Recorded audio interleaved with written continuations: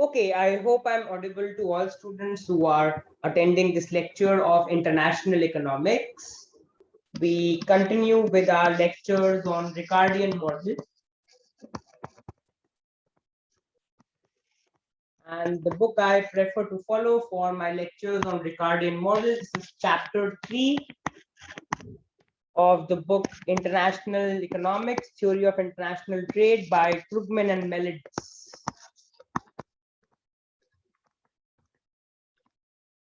Now, all students can recall that in the previous lecture of Ricardian model, we had started our discussion of determination of the relative prices after trade.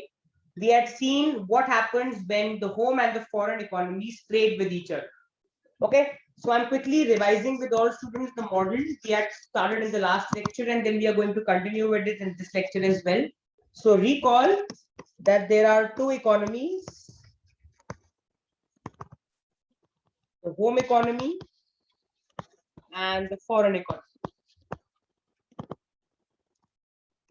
There are two goods, cheese, which is measured in pounds, and wine, which is measured in gallons. Okay, ALC denotes hours of labor required to produce a pound of cheese in the home country,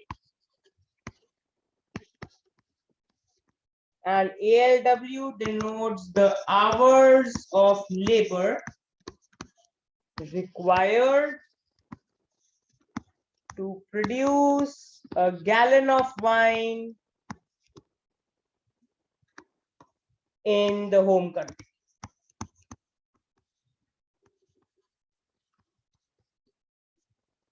Similarly, ALC star denotes the hours of labor required to produce a pound of cheese in the foreign country, and ALW star denotes the hours of labor required to produce a gallon of wine in the foreign country.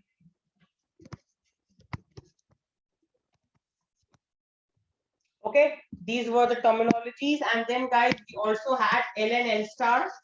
So I can quickly erase the initial part on the top and I can quickly write L denotes the total labor supply in the home economy, or I can say the home country. On the other hand, L star denotes total labor supply in the foreign country. Okay, and if all of you can recall that in the previous lecture we had made a crucial assumption. Recall the assumption made in the previous lecture.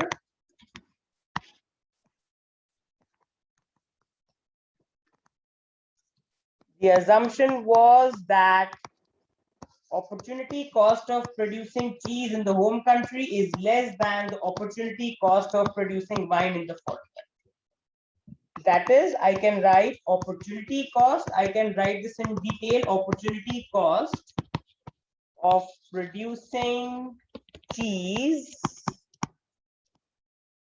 is lower in the home country compared to the foreign country.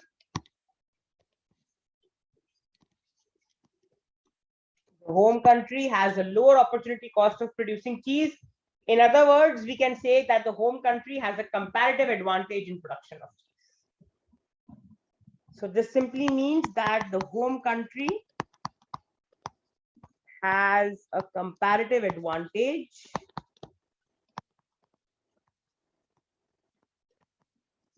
in the production of cheese, since the opportunity cost of producing cheese is lower in the home country as compared to the foreign country. We had done all this in the previous lecture, okay? Then we had derived the relative demand and the relative supply curve. Quickly revising with all students, derivation of the relative demand and relative supply curve.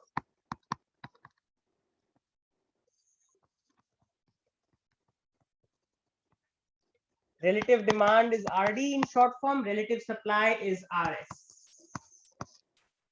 This also we had done in the previous lecture. Just like any demand curve, guys, the relative demand curve is downward sloping. So on the horizontal axis, we measure the relative quantity of cheese. How do I write relative quantity of cheese, guys?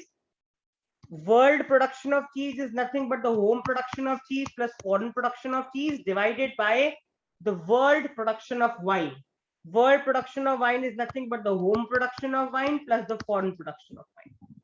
This gives us the relative quantity of cheese in terms of wine for the world as a whole, where the world only consists of two economies for simplicity, home and foreign.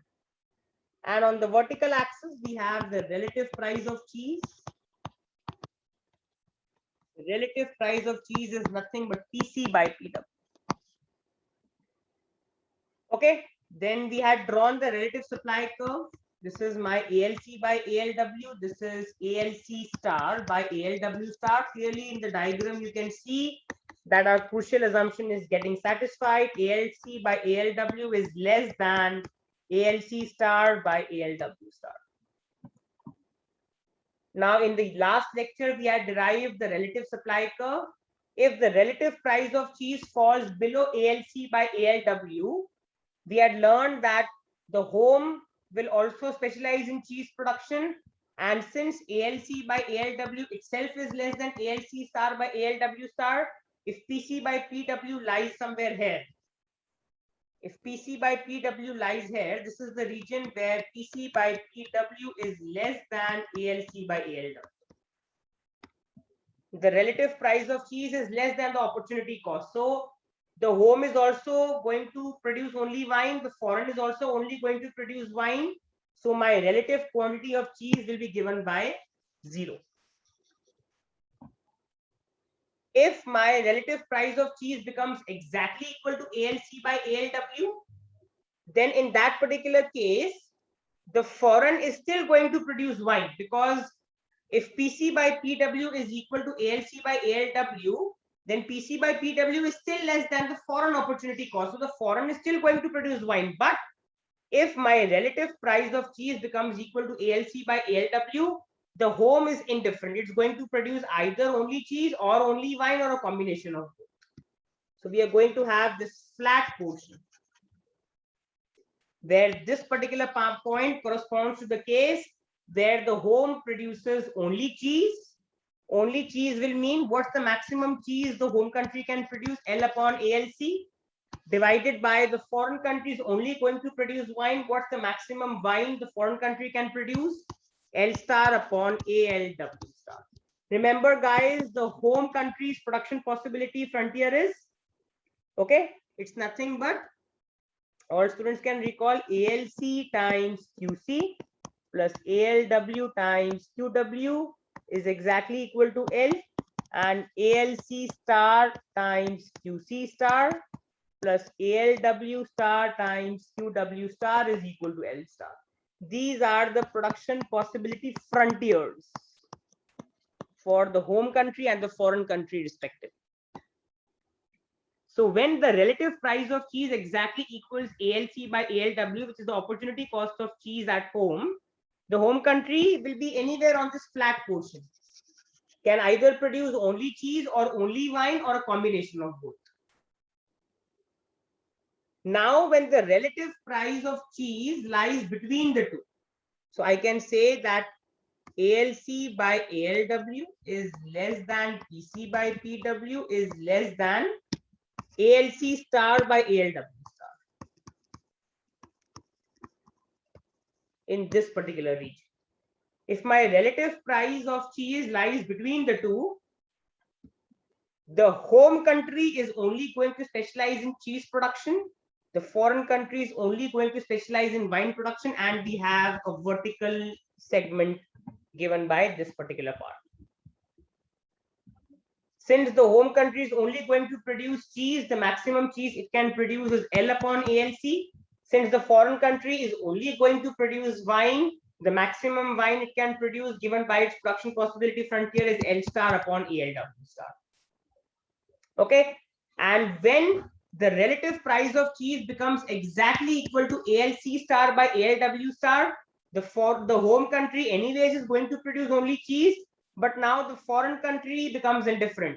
It will produce a combination of both, so we further have this particular portion.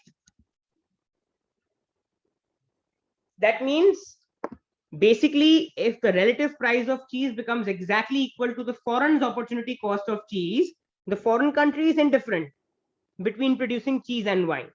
And if the relative price of cheese further exceeds ALC star by ALW star, both the home and the foreign economies are going to specialize in cheese production, and there will be no wine production at all. So this is my RS curve, or the relative supply curve, which we had derived in the previous section. And then our RD curve, like any other curve, our RD curve is downward sloping. So suppose my RD curve is intersecting here at this particular portion. Suppose this is my RD curve. RD curve is downward sloping, just like any other demand curve. Obviously, when the relative price of cheese goes up, the world relative demand of cheese also goes up. So law of demand, our relative demand curve is downward sloping. Now I have taken one case. This is the equilibrium one, where the relative demand curve intersects the relative supply curve on the vertical portion. So what do we learn from this? Okay, so if I erase the initial part, I can write case one.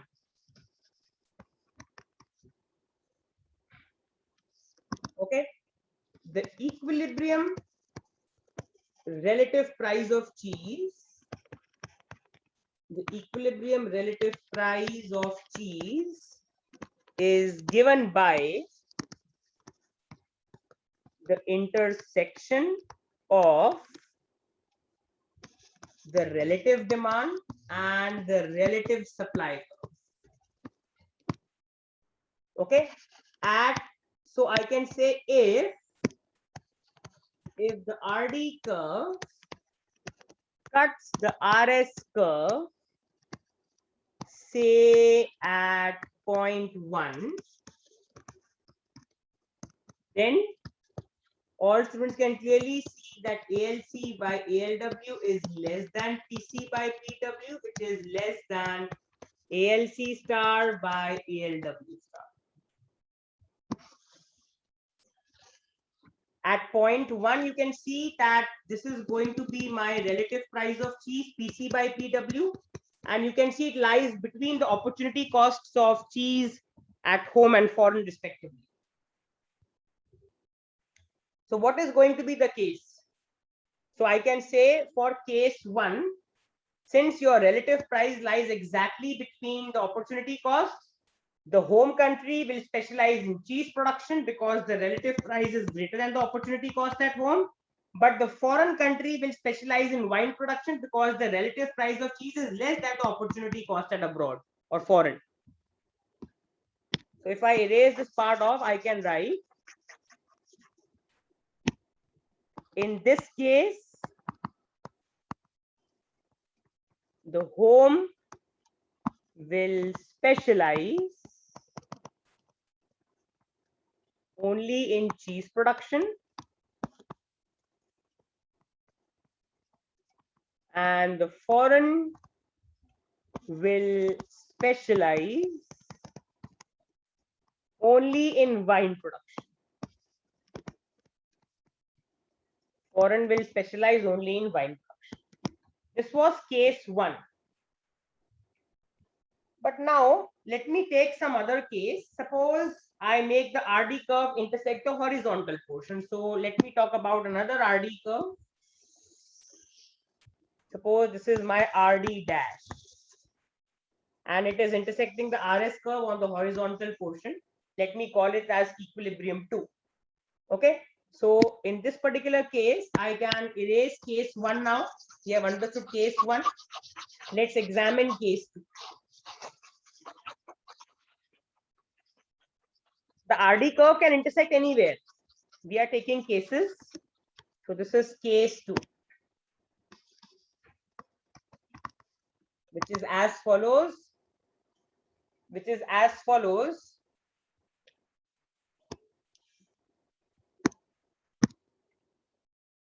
Now let's look at this particular case, case 2. So, okay. So suppose the RD dash curve intersects the RS curve at point 2. Okay. Suppose we have this scenario where the RD dash curve is intersecting the RS curve at point 2. Now what is going to happen? Clearly, the relative price of cheese is exactly equal to the opportunity cost of producing cheese at home, which itself is less than ALC star by ALW star. You can see that at point 2, my relative price of cheese, if I erase this off now, this case is over. Okay. At point 2, my relative price of cheese is exactly equal to the opportunity cost of producing cheese at home, which is ALC by ALW. And ALC by ALW itself is less than ALC star by ALW star. So that simply means that if I talk about the foreign country, so I can say, therefore, the foreign country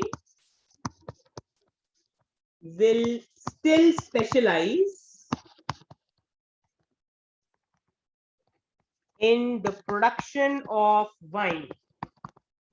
The foreign country is still going to specialize in the production of wine. Why? Because the relative price of cheese is still less than the opportunity cost of producing cheese in the foreign country. But if I talk about the home economy, so I can write that since PC by PW is equal to ALC by ALW, therefore the home economy or the home country will be producing both cheese and wine.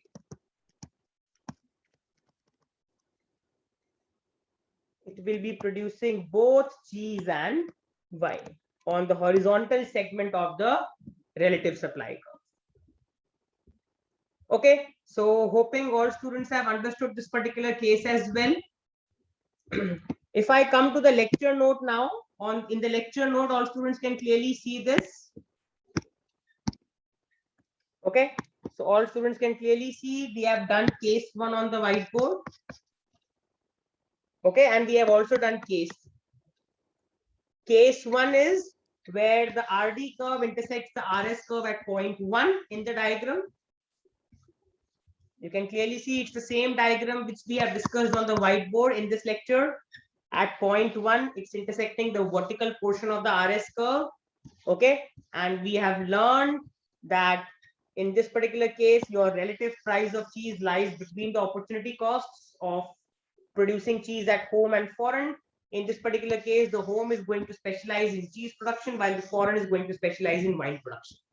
And case 2, when the relative demand curve is RD dash, then both the curves intersect at point 2. The world relative price of cheese after trade is ALC by ALW, which is the same as the opportunity cost of producing cheese in terms of wine at home.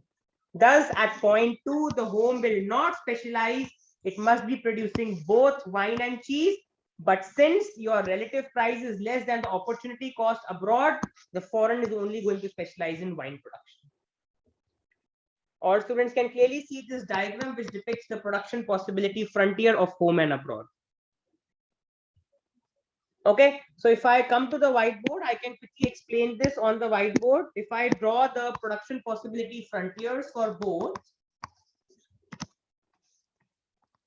so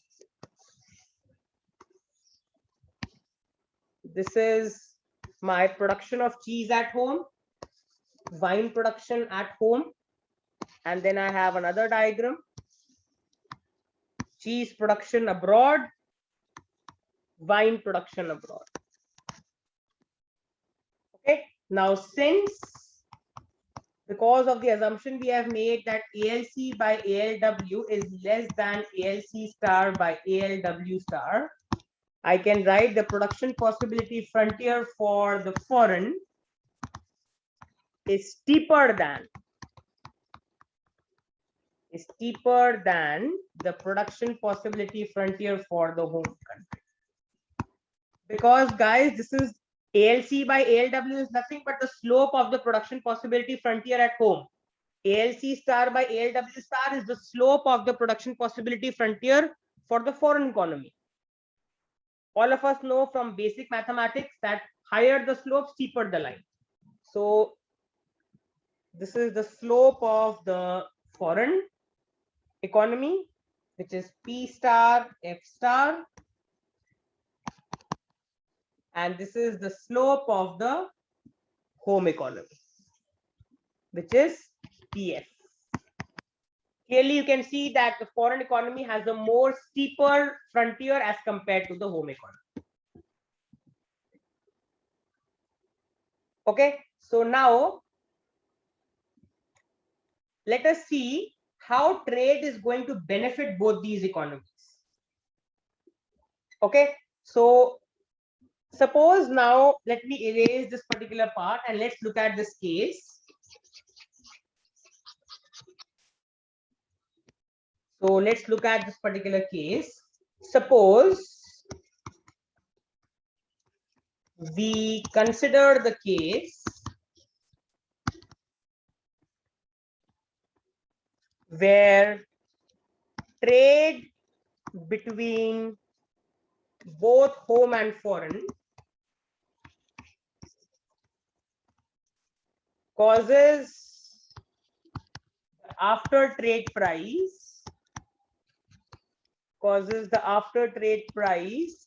PC by PW to lie between the opportunity cost. This was case 1, which we had done in this lecture.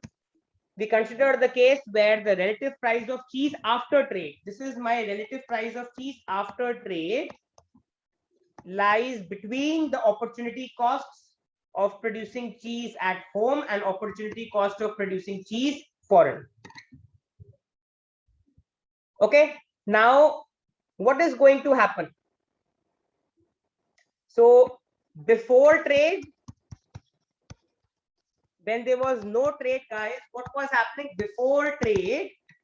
Relative price of cheese was exactly equal to the opportunity cost at home, and relative price of cheese in the foreign country was exactly equal to the opportunity cost of cheese in the foreign country.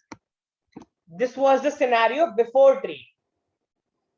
So I can say that these were before trade prices. Okay, I can even write it like this to make it more clear. I can write PC by PW after trade. And these are my PC by PW before trade, BT. BT denotes before trade.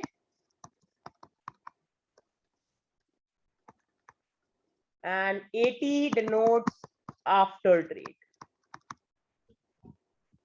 So now if I compare the before trade prices with the after trade prices, what do we learn? If I talk about the home economy, look at the home country, the relative price of cheese after trade is greater than the relative price of cheese before trade. Because before trade, the relative price of cheese was exactly equal to ALC by ALW. But after trade, the relative price of cheese is greater than ALC by ALW.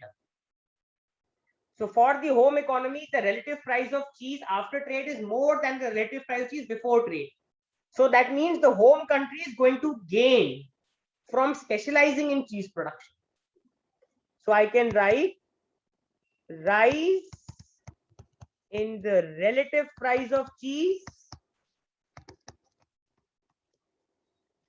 after trade will lead to home specializing in cheese production. Home specializing in cheese production.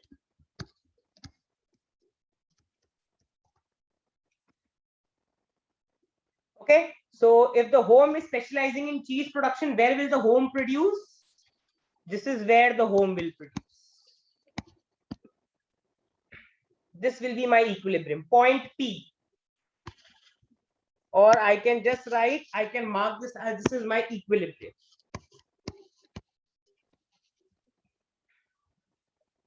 Okay, because after trade, the home economy is going to see the relative price of cheese rising as compared to the relative price before trade.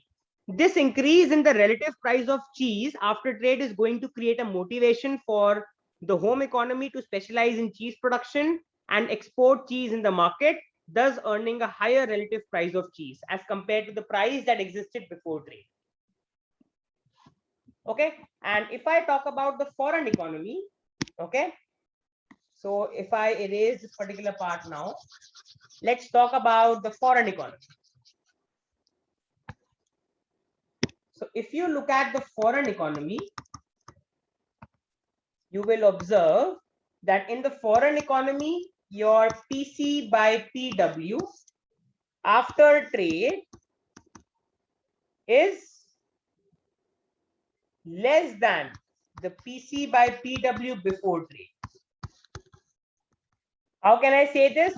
Because before trade, PC by PW was equal to ALC star by ALW star, but after trade, PC by PW is less than ALC star by ALW star. So I can write fall in the relative price of cheese, fall in the relative price of cheese after trade leads to the foreign economy. I can write it here. It leads to the foreign economy to specialize in wine production.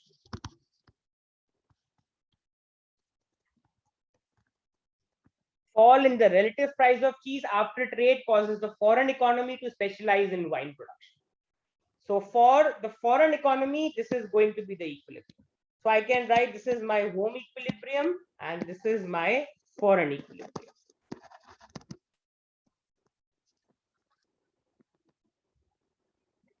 Okay. Now these were the production possibilities. Now you can clearly see that I have to now show the consumption possibilities. So clearly you can see that after trade, when I talk about before trade, the home economy was producing anywhere on this line. But after trade, it's producing exactly here. So you can clearly see the consumption possibilities are enhanced. This denotes PT. This denotes consumption possibilities.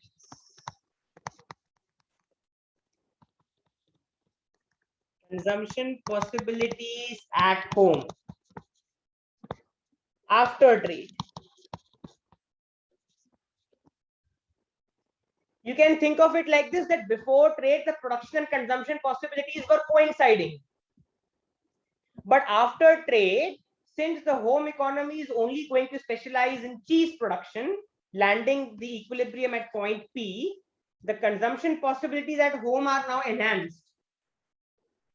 Similarly, if you look at the foreign economy, again, this was the P star, F star was nothing but the foreign production possibility frontier. But now you can see the consumption possibilities are going up. This line represents the consumption possibilities. Consumption possibilities at foreign after trade. Because this is my foreign equilibrium. So from this, you can clearly see that it enhances the consumption possibilities at foreign after trade. So guys, what do we learn? We learn that trade is going to enhance the consumption possibilities in both the economies. This was nothing but the production possibilities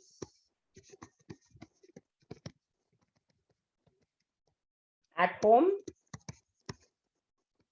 This line depicts the production possibilities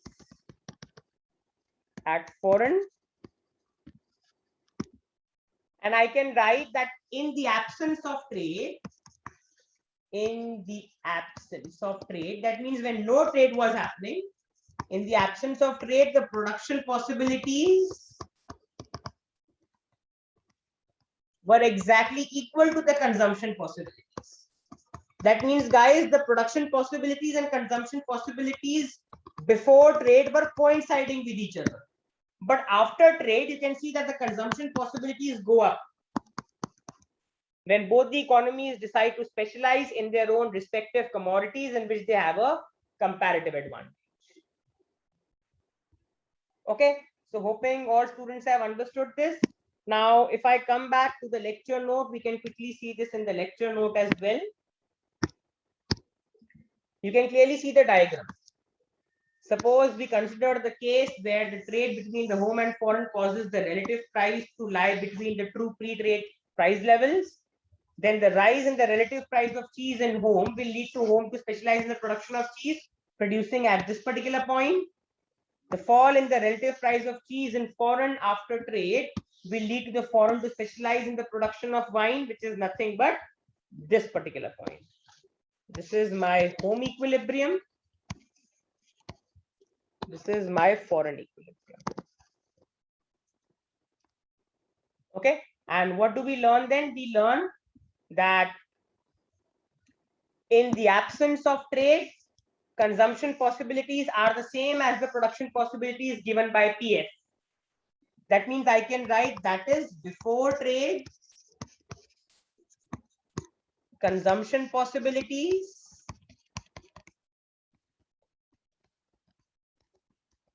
and the production possibilities coincide. Production possibilities and the consumption possibilities coincide. But after trade, consumption possibilities increase for both home and foreign. So this shows that having trade is going to benefit both the economies because their consumption possibilities are now going up. Okay, so once trade is allowed, home's consumption possibilities are indicated by TF and foreign consumption possibilities are indicated by T star F star. You can see this in the diagram. In the diagram, you can see PF denotes the home consumption possibilities. Home consumption possibilities after trade, and this line denotes the foreign consumption possibilities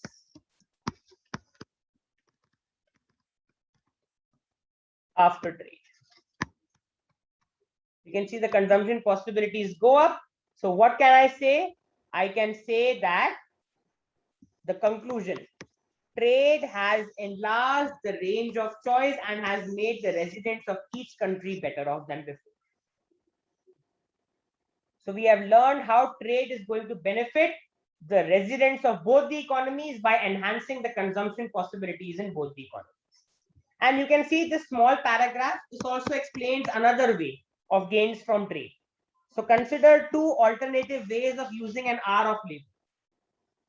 Okay, so the home country can use the hour directly to produce 1 upon ALW gallons of wine. Okay, so if I explain this on the whiteboard, let me come to the whiteboard. if I have to capture the gains from trade using the unitary method, I can even explain it in the alternative way. So all of us know that if you look at the terminologies we had used, ALW hours of labor. If I talk about the home economy as of now, ALW hours of labor was used to produce 1 gallon of wine. So 1 hour of labor by unitary method will be used to produce 1 upon ALW gallon of wine.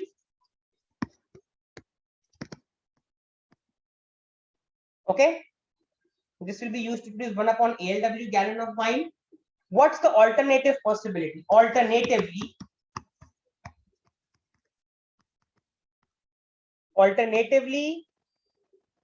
ALC hours of labor again at the home country is used to produce 1 pound of cheese. So 1 hour of labor in the home country will be used to produce 1 upon ALC pounds of cheese. So clearly you can see in the home economy, the same 1 hour of labor can produce 1 upon ALW gallons of wine. The same 1 hour of labor can produce 1 upon ALC pounds of cheese. Okay, so I can write this cheese could then be traded. This cheese could then be traded for wine. Okay, with each pound of cheese,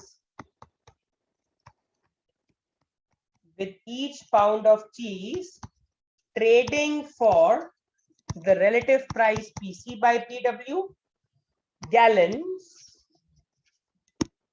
So the original hour of labor,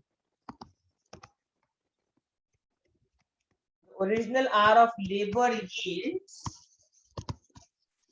1 upon ALC times PC by PW gallons of wine. What is this point explaining us? If I quickly recall, if I repeat this point again, okay, the home has two possibilities, guys.